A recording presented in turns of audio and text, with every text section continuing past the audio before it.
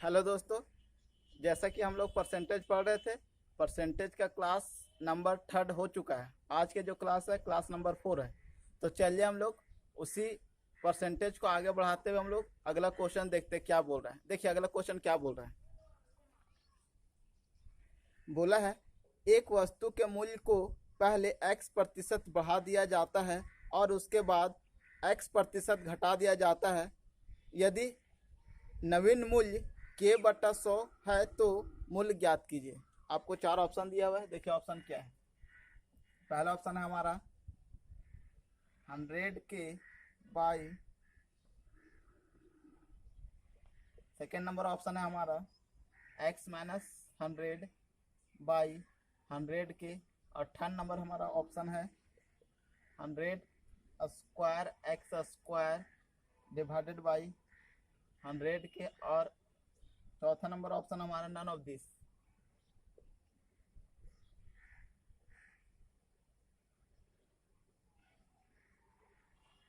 तो देखिए चौथा नंबर क्वेश्चन क्या बोल रहा था।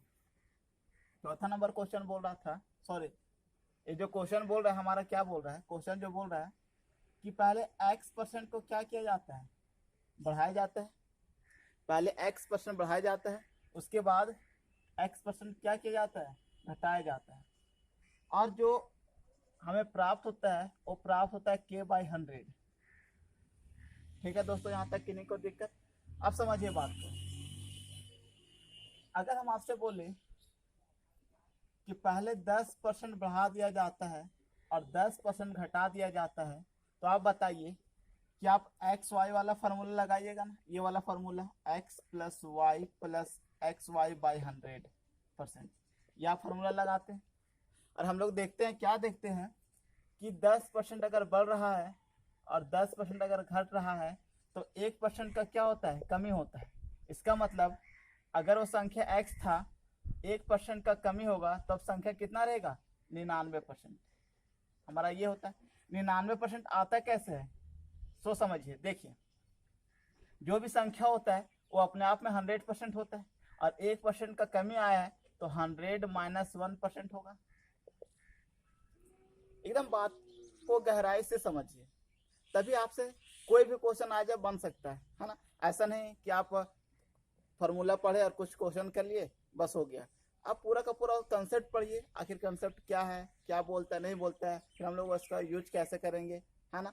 तो चलिए देखिए, तो हम लोग इसको ऐसा लिख सकते हैं, x का 100 - 1%। अब समझिए हम लोग क्वेश्चन पे आते हैं। देखिए x% बढ़ रहा था, x% घट रहा था, तो समझिए x - x - x into x/100, ये हमारा फार्मूला होगा। आप इसको सॉल्व कीजिएगा तो -x²/100, ये हमारा क्या निकलेगा, सो समझिए। ये माइनस क्या दिखाता, माइनस दिखाता है कमी का, मतलब कि x²/100% का क्या हो रहा है, कमी हो रहा है। अब अगर कमी हुआ है तो जो संख्या होगा, मान लेते संख्या y था, जो संख्या होगा वो अपने आप का 100% होगा। अब अगर इतना परसेंट का कमी आया है तो आप बताइए कि 100 - x²/100 लिख सकते हैं इतना परसेंट। और ये किसके बराबर होगा, तो ये हमारा दे दिया है k/100, k/100 के बराबर। अब आप बताइए, परसेंट हटेगा नीचे 100 आएगा, और ये 100 हमारा यहाँ चला जाएगा तो ऊपर 100 से 100 कटेगा। अब आप सॉल्व कीजिए तो देखिए ये 100 से 100 मल्टीप्लाई होगा तो हमारा होगा 100 का स्क्वायर माइनस x²/100 बराबर होगा k। अब समझिए y, इस 100 को इधर लाएंगे तो 100k डिवाइडेड बाई 100 का स्क्वायर माइनस x², और ये हमारा ऑप्शन नंबर ए में है। तो हमारा आंसर कौन होगा, ए नंबर। यहाँ तक किसी भी बंदे को दिक्कत, किसी भी भाई को दिक्कत यहाँ तक। चलिए अब हम लोग नेक्स्ट क्वेश्चन पे चलते हैं।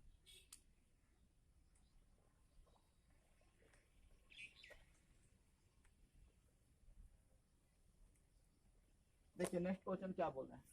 नेक्स्ट क्वेश्चन बोला हमारा, एक संख्या में x प्रतिशत की वृद्धि हुई है, मूल्य संख्या पर वापस जाने के लिए इसे कम करना पड़ेगा। मतलब इसे कितना प्रतिशत कम करना पड़ेगा, ये हमसे बोल रहा है। समझिए बात को। बोला कि कोई संख्या है, उसमें x% का क्या हो रहा है, हमारा वृद्धि हो रहा है, x% बढ़ रहा है।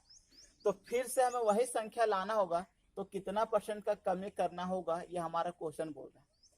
अब बताइए कि किसी संख्या में अगर हम 10% बढ़ा दें तो हमें फिर से उसमें कितना घटाना होगा, कितना % घटाना होगा, तब जाकर के हमें वही संख्या प्राप्त होगा। तो समझिए 10% का फ्रैक्शन क्या बनता है, 1/10। इसका मतलब अगर 10 रुपया था तो बढ़ करके कितना हो जाएगा दोस्तों, 11 रुपया। अब फिर से हमें 11 रुपया से आना है 10 रुपया पर, तो 1 रुपया का कमी करना होगा। अब समझिए 1 रुपया का कमी करना होगा कितना पर, तो 11 पर। और इसे परसेंट में लाने के लिए हम लोग क्या करेंगे दोस्तों, 100 से मल्टीप्लाई। अब ये सेम प्रोसेस जो है हमारा, सेम प्रोसेस यहाँ करेंगे। समझिए x% का वृद्धि हो रहा है, तो बताइए x% का फ्रैक्शन कितना वैल्यू, फ्रैक्शन वैल्यू बताइए, तो x/100। ठीक है, यहाँ तक ही ना होगा, x/100। अब बताइए कि अगर कोई संख्या 100 था तो ये बढ़ करके हो जाएगा 100 + x, ये मेरा संख्या हो जाएगा। अगर कोई संख्या 100 है, x% बढ़ाएंगे तो बढ़ करके कितना हो जाएगा, 100 + x। अब बताइए कि फिर से हमें 100 पर आना है, तो इसमें कितना घटाना होगा, तो आप बोलिएगा कि x घटाना होगा, मतलब x का कमी करना होगा। कितना पर करना होगा, तो बताइए 100 + x पे करना होगा। और अगर परसेंट में लाने के लिए हम लोग 100 से क्या करेंगे, मल्टीप्लाई करेंगे, किस में चेंज हो जाएगा, तो हमारा परसेंट है। और यही हमारा क्या होगा, आंसर होगा। देख लीजिए आप, ऑप्शन नंबर आपका सेकेंड नंबर है। ठीक है दोस्तों, यहाँ तक। चलिए हम लोग नेक्स्ट क्वेश्चन पे चलते हैं। देखिए दोस्तों, अगला नंबर क्वेश्चन क्या बोल रहा है, आयत की लंबाई में 40% तथा चौड़ाई में x% की वृद्धि करने पर आयत का क्षेत्रफल 80% बढ़ जाता है। समझिए 40% बढ़ता है एक बार लंबाई, और चौड़ाई x% बढ़ता है, तो आयत का जो क्षेत्रफल होता है, क्षेत्रफल एरिया, वो हमारा बढ़ जाता है 80%। तो हमसे पूछा है x का वैल्यू, हमसे क्या पूछा है, x का वैल्यू। तो समझिए 40% का फ्रैक्शन वैल्यू क्या होगा हमारा, तो 40% का फ्रैक्शन वैल्यू होगा 2/5। इसका मतलब है कि लंबाई 5 से बढ़ करके 7 हो गया होगा। अब x% है हमारा, ये भी बढ़ रहा है, इसको रहने दीजिए। कितना से बढ़ करके कितना हुआ है, यही हमको क्या करना, निकालना है। अब समझिए एरिया कितना % बढ़ जा रहा है, तो एरिया बढ़ जा रहा है 80%। और 80% का जो फ्रैक्शन वैल्यू होगा वो हमारा होगा 4/5। इसका मतलब कि 5 से बढ़ करके कितना हो गया होगा, 9। अगर आपसे हम ये बोले कि आयत का लंबाई 10% बढ़ जाता है और चौड़ाई 20% बढ़ जाता है, तो बताइए कि आयत का क्षेत्रफल में कितना % का वृद्धि होगा। तो आप क्या कीजिएगा, 10% का जो फ्रैक्शन वैल्यू होगा 1/10 होगा, तो 10 से बढ़ करके 11 हो गया। 20% का फ्रैक्शन वैल्यू कितना होगा, तो 1/5 होगा, 5 से बढ़ करके 6 हो गया। आप ऐसे ना निकालते हैं, ये 5 आएगा, ये हमारा 3 आएगा, 25 आएगा, 33 आएगा। इसका मतलब कि 25 से बढ़कर कितना हो गया, 33 हो गया आयत का क्षेत्रफल। तो कितना का वृद्धि हुआ, तो अब बताइए 25, 5 यहाँ 3, 8 का वृद्धि हुआ, कितना पर हुआ, तो 25 पर हुआ।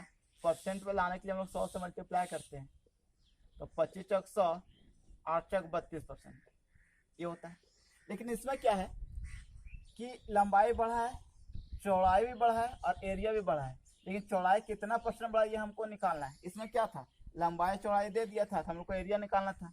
अब इसमें उल्टा है, लंबाई दे दिया है, चौड़ाई पूछ लेगा और क्या दे देगा, एरिया का परसेंटेज दे देगा। तो हम लोग ऐसे बनाएंगे। ठीक है दोस्तों, तो चलिए देखिए, अब हमें x% का वैल्यू निकालना है। तो आप बताइए कि ये जो रेशियो आना चाहिए, ये 5:9 आना चाहिए।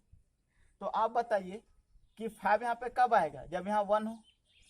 लेकिन यहाँ होना कितना चाहिए, इस ये टर्म को मल्टीप्लाई करेंगे तो 9 आना चाहिए, और ये टर्म को मल्टीप्लाई करेंगे तो 5 आना चाहिए।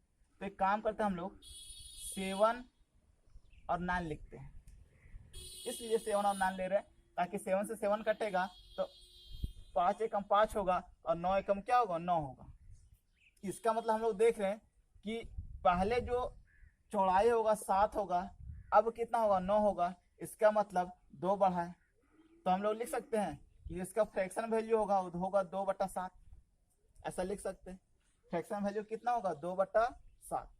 अब बताइए अगर 2/7 है तो इसका परसेंटेज अगर हम लोग कन्वर्ट करेंगे तो 1/7 का होता है हमारा 14.2/7%।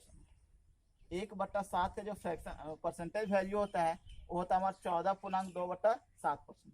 तो आप बताइए कि 2/7 का फ्रैक्शन परसेंटेज वैल्यू कितना होगा, तो 28.4/7%। यही हमारा क्या हो गया, आंसर होगा। ठीक है दोस्तों, तो कितना परसेंट का वृद्धि होगा, तो हमारा होगा 28.4/7%। ये हमारा क्या होगा, आंसर होगा। अब अगर आप इसी चीज को अगर बनाना चाहते हैं तो एक्स वाई वाला फॉर्मूला से भी आप बना सकते हैं, या फिर देखिए ऑप्शन से चलेंगे। पहला ऑप्शन दिया 40%, सेकेंड नंबर ऑप्शन दिया हमारा